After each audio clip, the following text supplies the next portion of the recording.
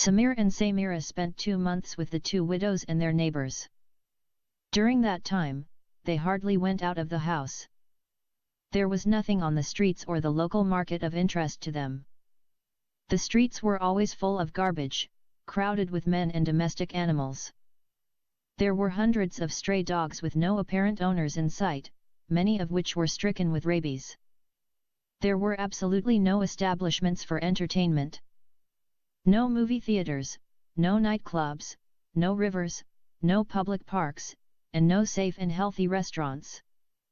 In western Sudan, rats and locusts were considered edible. The few restaurants in the local market were as filthy as hell. Sometimes, in a restaurant you might be cheated and served a dog meat or bush meat. There was no internet service.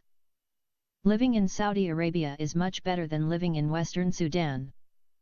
Samir spent most of his time sitting alone in the men's section. Comparatively, Samira had a relatively more enjoyable time. She would spend each day socializing with the two widows, the 3 rival wives, and their many children. For 2 months, she didn't catch as much as a glance of the husband of the 3 women. She became friendly with Sakina, Salwa, and the 3 wives. They were genuinely fond of her and heaped compliments on her breathtaking beauty and good nature each time they met. From them, she learned many Arabic words and phrases. Whatever she saw or learned about the 5 women was duly archived by her husband. In time they built a database on their daily life. While Samir and Samira were engrossed in their fieldwork, a terrible incident threatened to halt their research, pack up their belongings, and return to their country. One day, one of the 3 wives proudly invited Samira for the circumcision celebration of one of her little daughters. The so-called happy occasion was scheduled to take place in 3 days. When Samir heard about the news, he told Samira to try by all means to convince the woman that what she was intending to do to her little daughter would harm rather than benefit her. The mother was shocked when she heard that circumcision would harm her daughter. Consequently, she gave Samir a long lecture on the benefits of female circumcision and the danger of having an uncircumcised daughter. She emphatically stated that it is a required religious obligation for every Muslim girl. She told Samira 3 authentic hadiths of the Prophet Muhammad commanding female genital mutilation. 1 Ahmed al-Ansarite narrated that a woman used to circumcise in Medina, and the Prophet said to her, "Do not overdo it, because this makes woman more favorable and it is more agreeable." Sahih al-Bukhari. 2 Aisha narrated that the Prophet Muhammad said, "When a man sits between her 4 parts, legs and arms of his wife, and the 2 circumcised parts meet, the husband's penis and the wife's vagina, then ghusl, or ablution, becomes obligatory." Sahih Muslim. 3 The Prophet Muhammad said, "Circumcision is a sunnah for men and a preservation of honor for women." Abu Malik and Abu Dawud. Despite her considerable efforts, Samira failed to convince the mother not to circumcise her little daughter. Following the commandment of their Prophet Muhammad, Muslims circumcise their girls to preserve the honor of their families. Every Muslim girl should be circumcised at the age of 4 or 5. Female genital mutilation or cutting involves the removal or the sealing of the labia majora and the labia minora together after the entire clitoris has been removed. Lois 1985, page 115. When the Muslim girl undergoes the female genital mutilation, she becomes abnormal. Her vagina is so narrowed or sealed that it is reduced to a small hole which allows the girl to urinate.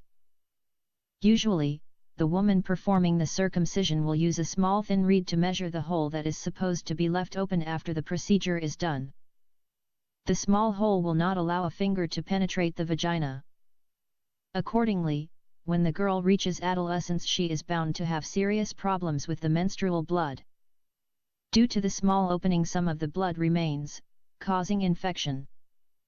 Many young Sudanese girls suffer from a genital disease called Hibban. This disease is caused by the blood that remains inside the vagina, and unless the girl goes for surgery, the infected private parts may cause death. Nevertheless, due to the fear of losing the girl's virginity through the medical surgery or the prospect of widening her vagina, some families will not allow their daughters to go to the hospital to see a doctor. The reason behind this evil practice, as stated by the Prophet Muhammad, preservation of honor for women. It is to prevent the girl from engaging in premarital sex. In other words, the female circumcision will not allow the circumcised girl to practice sex before marriage even if she wants to do so. As a matter of fact, the circumcised girl will experience unbearable pain during sexual intercourse, and that makes her feel as if she is being raped. That is what the Prophet Muhammad meant by preservation of honor. According to him, the circumcision will prevent her from having sex before marriage. She will not be able even to indulge in masturbation. Wherefore, female circumcision or cutting is meant to control the sexuality of the girl and destroy her desire for the opposite sex. In actual fact, it is barbaric, painful, and harms the girl. What troubled Samira was the primitive and cruel way that operation was performed by a woman who had absolutely no medical knowledge. Somehow, she forced herself to attend the barbaric procedure. On the day of the happy occasion, the so-called, an expert circumciser subjected a 4-year-old girl to the most brutal operation that Samira ever witnessed in her life. The tiny girl was tied up with ropes, hands and legs. Then, her mother carried her on her arms and taken her to a dark room lighted with a dim lamp. There was already a woman who was called the circumciser and the midwife. Her duty was to help pregnant women to deliver their babies and to circumcise little girls. It mattered not that the woman had not attended a day of school.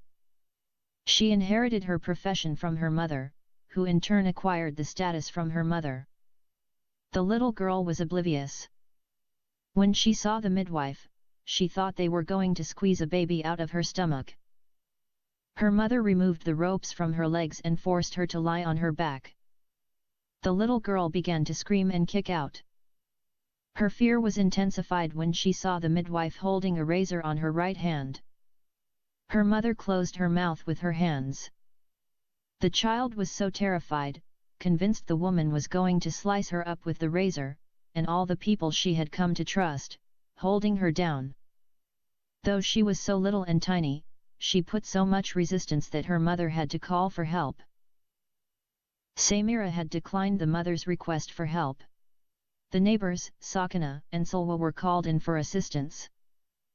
Each one of them held one leg of the child and spread it as far as she could. Now the child could neither resist nor scream. That part done, the midwife began to examine the privates of the child. She used wet piece of cloth to clean up the tiny vagina and the area around it. That piece of cloth was dipped and soaked in lukewarm water. There was no painkillers or anesthetic in sight. First the circumciser cut off the child's clitoris and sliced the labia majora and labia minora. 3 grown-up women holding the little girl were not enough to stifle her struggles. Once again, Samira was requested by the mother to help, but she adamantly refused. Instead, she felt like jumping over the mother and strangling her. The mother would not call any of her rivals to come for assistance. The 3 women began to encourage each other, and that helped them to increase their hold on the child's body. The circumciser used a small reed to measure the hole that to be left open after the operation was over. When she began to seal the 2 sliced labias together, the pain increased to an unbearable state. Suturing involved a big needle and local reeds. Blood was gushed out of the child's privates like red water. Both the hands of the woman were covered with blood. Even part of her dress was smeared with blood. The clothes in her mother, Sakina and Salwa, were not spared. Then, the woman inserted the reed inside the child's vagina. It was the size of a typical straw which accompanies a soft drink or soda. The main logic behind this barbaric practice is to close the vagina up or to put a chastity belt on the girl's privates so that she will not be able to practice sex before marriage. Only her husband is supposed to break that seal. It is impossible for any man's organ to penetrate through such small opening. In many African countries, especially Somalia, sometimes, the bride will be taken to the hospital to open her up prior to the first wedding night.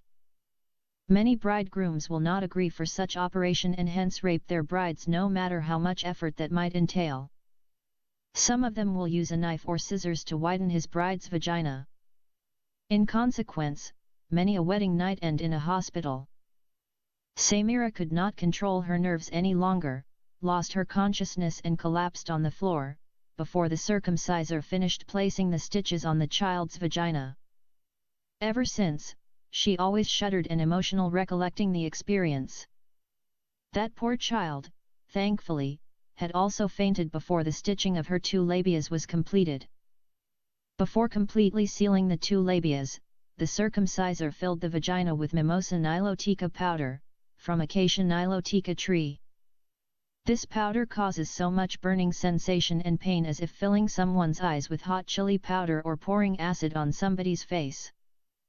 The purpose of this powder is to glue the 2 labias together forever. After the reed was removed, only small hole was created. The acacia powder was used by ancient Egyptians for embalming and creating mummies of their pharaohs. The process of sealing the 2 labias together is considered the most important part of the circumcision process.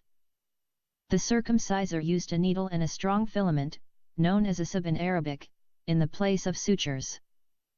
The remnants of both labias were stitched together along the vertical axis until she reached the reed she had inserted earlier. The reed was placed at the lower end of the vagina, which near the rectum.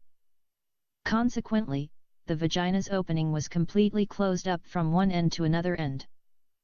The circumciser placed as many stitches as necessary to guarantee a completely closed orifice, with the exception of the reed. In some cases, the circumcision process may be repeated if a mother determines that the hole has elongated to the point where it can allow a male organ access. This stitching or sealing will create a huge ugly scar or keloid as the girl matures. The process mutilates the vagina so it looks like a human face that has been deprived of its nose, eyes, mouth, and ears. The closed-up part cannot be opened again in future. Some doctors in Europe tried to help the genitally mutilated Muslim women by attempting to reopen that closed-up parts of their vaginas, but of no avail. The surgery did not confer much benefit for the victim as it could not restore sensation typically experienced by a non-mutilated girl. A genitally mutilated girl will never experience a clitoral orgasm. One researcher, on this topic, observed that female genital mutilation is like passing of a death sentence on the sexuality of the Muslim women. Many genitally mutilated Muslim wives prefer anal sex to vaginal sex. For them, normal sex is unbearable torture and without feeling any pleasure in their private parts. After the ceremony, the midwife roped the legs of the child together. The idea is to immobilize the little girl for no less than a couple of weeks tied up, until her wounds were healed. In that time, she would be completely confined to bed. She would urinate and defecate in a small bowl until her wounds healed, and then the ropes would be removed. After being a first-hand witness of the horrors of female circumcision's operation, Samira confided to her husband and convinced him to forego doing further fieldwork on Muslim women's abuse. She argued that the women and their children themselves were victims of capricious and malicious religious teachings, inherited from their parents, and would naturally pass them over to the next generation. They were conditioned to believe from childhood that the teachings are divinely inspired and hence they are unquestionably right. Samir agreed with his wife's assessment, as he understood only too well how religion can be used everywhere and at any time by people of all walks of life to abuse their fellow human beings. Mulling over the matter, he had a change of mind. He eventually reasoned with his wife that if they abandoned their research, and distanced themselves from these incidents just to avoid discomfort, they would effectively abandon all the nameless and hapless female children and the victimized women.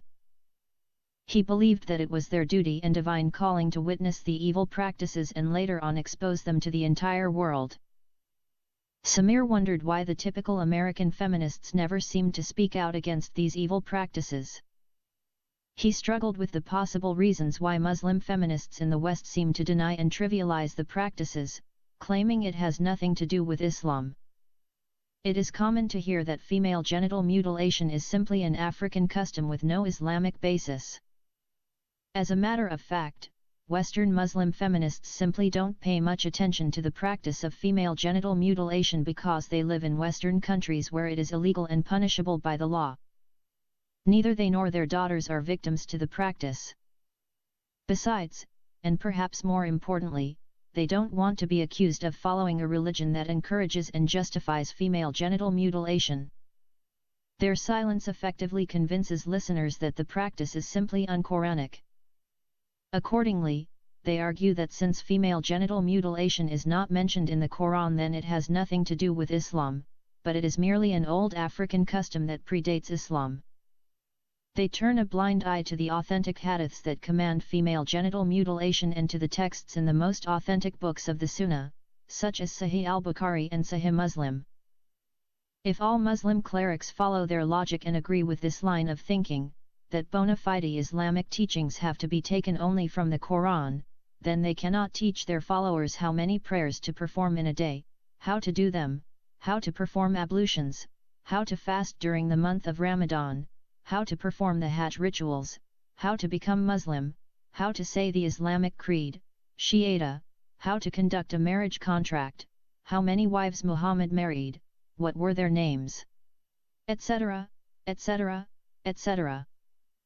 The Quran has less than 20% of the teachings of the Sharia laws. It is nothing except a repetitive book that keeps on repeating the stories of some Old Testament prophets, some Jewish Talmudic legends, and Arabs' folklore. The hadiths or sunnah of the Prophet Muhammad are given more weight and importance in the prestigious Muslim institute known as the Al-Azhar Al-Sharif University in Cairo, Egypt. The biggest department in that university is called the Department of the Hadith. In contrast, there is no department for the Quran. This shows how the hadiths of the Prophet Muhammad are held in high esteem than the Quran. Furthermore, more than 75% of the Sharia laws are taken from the hadiths. It is simply a fallacious argument that Muslim feminists perpetuate the evil practices because they cannot convince other Muslims the teachings are not genuine teachings of the Sunnah of the Prophet Muhammad. Muslims all over the world know that from the very beginning not all Islamic practices and rituals have been drawn from the Quran alone. The Sunnah of the Prophet Muhammad, his sayings and deeds which are called the hadiths, constitute over 75% of the teachings of Islam. Majority of the bulk on teachings on women are found in the Sunnah and not the Quran. The Muslim feminists and other intellectual Muslims living in the West falsely represent Islam and collectively hide the evils that female children and women experience in their lives simply because of the misogynistic teachings of the Prophet Muhammad. Unfortunately, Western feminists are also carried away with such deception and believe every word an educated Muslim woman teaches them about Islam. Accordingly, we find many feminists in America and all over the Western world who are ready to support the arguments that Islam is innocent of all the Arabic and African cultural practices such as female genital mutilation, child marriage, polygamy, wife-beating, etc. Most of the Western feminists today follow postmodernism, which is created by socialist philosophers such as Jacques Derrida, Michel Foucault, Martin Heidegger, and Jean-François Lyotard, and directed against capitalist countries such as America.